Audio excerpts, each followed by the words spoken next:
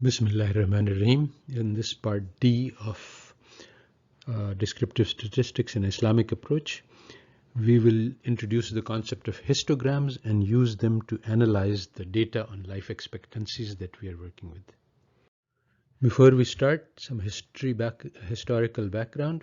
How should we analyze a large data set? Currently, we have annual life expectancy data for 190 countries over a period of about 50 years.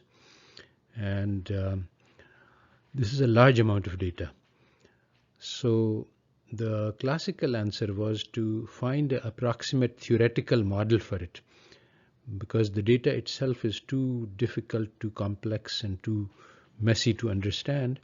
If we fit a theoretical model to it, then the theoretical model is easy to analyze. This method, which appears natural to statisticians, was created because we did not have the computational capabilities to look at the data set. This did not exist until recently.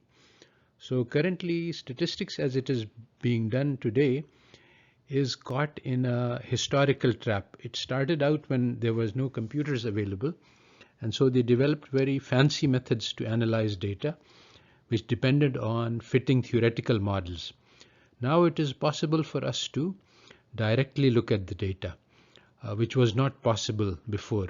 But statisticians have not understood this change, and our theory and our teaching is still based on the idea that we do not have computers available.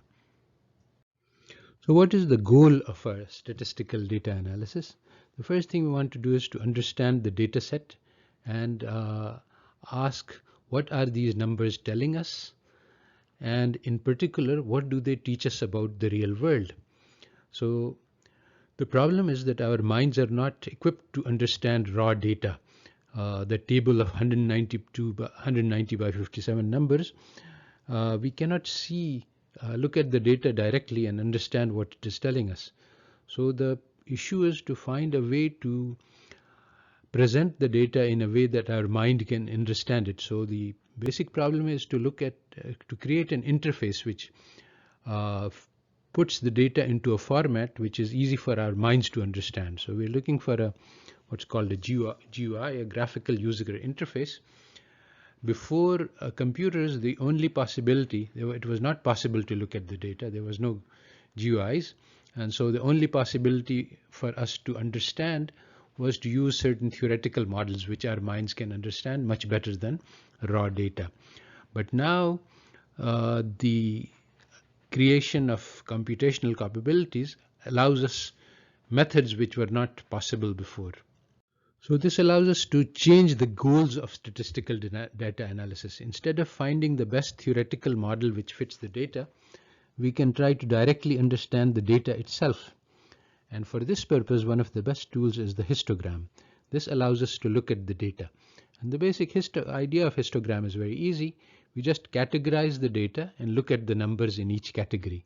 For example, if you have age data, you can break it up into category of 0 to 10, which would be children, 11 to 20 would be teenagers, 20 to 40 would be the younger workforce, 40 to 60 would be the older workforce, and 60 plus would be retired. And there would be many other ways to categorize the data. So if we split the data into categories, count the number in each category, and draw a picture of it, this picture is called the histogram.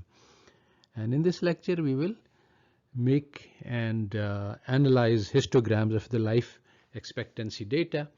Making the data is easy because Excel has a built-in histogram graph type. Now, only recently, older versions of Excel do not have this capability.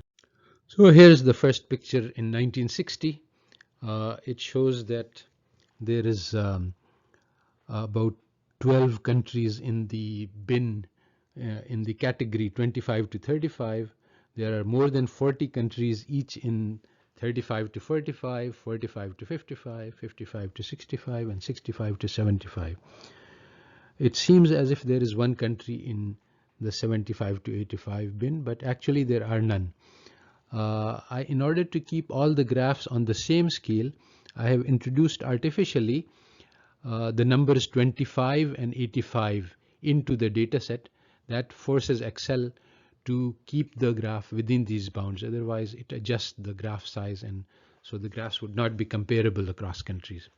So this graph shows a wide spread in life expectancy and a large number of countries with very different categories. There are no countries in the 75 to 85 range, and there are about 10 countries in the 25 to 35 life expectancy. And then between all each other, between the 35, 45, 55, and 65, countries are roughly equal in all of these four categories. We can sort the data to see which are the top, the middle, and the bottom countries in 1960. And this leads us to the following countries: Norway, Iceland, Netherlands, Sweden, Denmark, Switzerland, New Zealand, Canada, UK, and Australia are in the top 10, and they have life expectancies going from 70.8 to 73.5 in the 70 to 75 region. In the middle, I have chosen Pakistan. These are countries at rank 130, 131, down to 139. Pakistan is at 45.3. Turkey is slightly above. Bangladesh is slightly above. Saudi is slightly above. These are all countries which are very close to each other. Iran is slightly below Pakistan. And in the bottom, we have Bhutan, Burkina Faso, Liberia, Afghanistan, Gambia. Moving from 1960 to 70, a 10-year jump, we see a big change.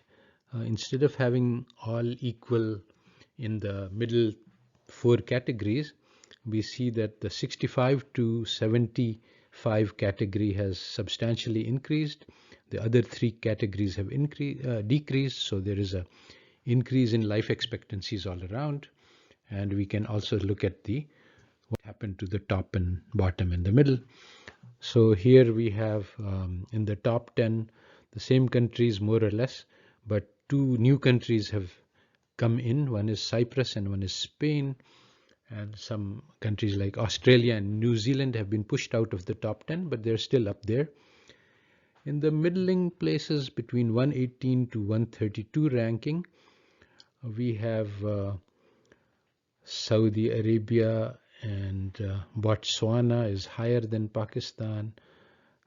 South Africa is below Pakistan. Indonesia is below Pakistan. Turkey is below, and Sudan and Egypt are below Pakistan. And the bottom we have a number of African countries and also Afghanistan and Yemen. We move along one more decade to 1980s, and we see still a pattern of increasing life expectancies.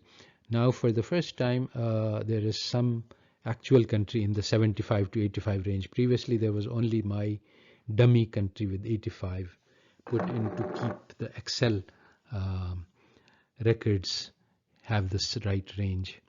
Also, there are no countries in the 25 to 35 now. Previously there were 10.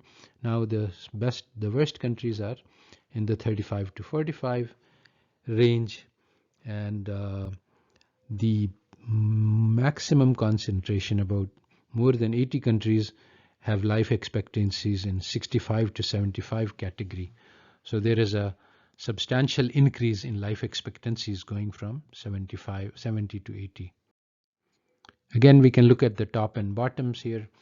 The top countries remain more or less the same, but Iceland and Japan have made it to near the top. European countries are up there. Cyprus and Hong Kong are still also in the top 10. Now in the middle you see Saudi Arabia has climbed up to 104 ranking from previously around the 130s. Pakistan has not changed much. It was 132, now it's 134. Even though the life expectancy is going up, but the ranking in the countries, within the countries, is not changing much for Pakistan. Sudan, Iran, India, Bangladesh, they're all below Pakistan. But South Africa, which used to be below Pakistan, has now climbed up. Similarly, Indonesia, which was behind Pakistan, is now above. Morocco has also come up. Turkey has also increased its ranking over Pakistan. We move on one more decade to 1990s, and now we see even greater move upwards, and now there are actually many countries in the 75 to 85 category. Previously this category was completely empty, and now there is a large number, still 80 in 65 to 75, but some countries, the 35 to 45 category is now getting completely wiped out, and so life expectancies are coming up to 45 in the 1990s. And then we can look at the top, middle and bottom groups. So Japan and Iceland firmly at the top. Macau has come up as a new one. Greece is coming up very strangely because Greece was not doing well economically.